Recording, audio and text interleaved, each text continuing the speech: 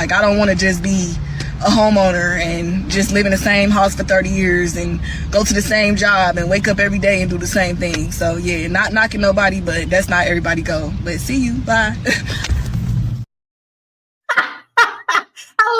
I love the see you bye. I see her points, but I also see a lot of holes in what she said. I'm not going to pull those out. Marlo, did you see anything in her thinking that may not quite make sense? Well, I mean, to borrow from my granny, you got to pay to lay, right? Wherever you go, there is a cost associated with it. Even if you on the street, there's a safety cost, right? There is always going to be a cost associated with the cost of living. So I think that, well, I get what she's saying about a little bit more flexibility and freedom and all of that stuff. You got that mobile home.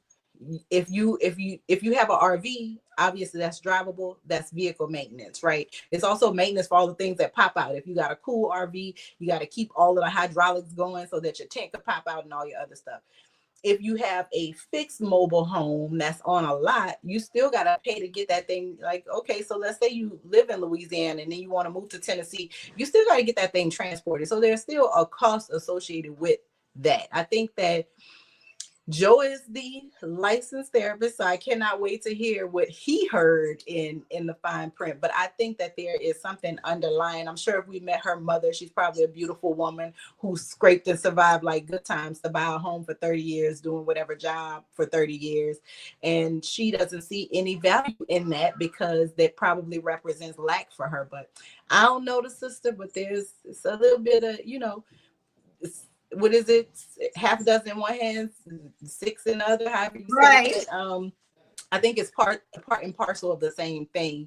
But I think that there probably is something deeper inside that is preventing her from seeing home maintenance and mobile home maintenance is still home maintenance.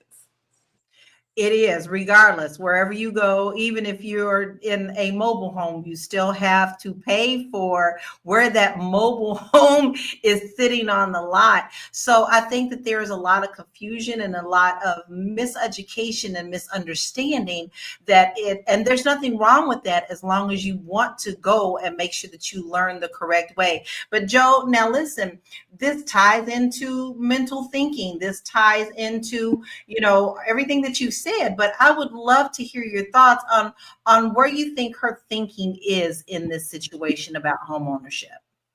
So, I mean, there might have been like a couple gaps in education in there, but the overall thought process is not, I'm just not far off. I can understand where she would get to that space. Generations of Black people, this generation is really kind of more tired or not so into earning their place, so to speak. White ice is not always colder for this younger generation. So, constantly being told over and over again to earn their place through home ownership and marriage and degrees, they're not really on that. And there's just a lot of them that are just not on that. So, young Black people are refusing to chase these type of milestones. They just don't want to do it because it looks like, hell to them. So they're choosing more emotional freedom, taking these trips, as she said, you know.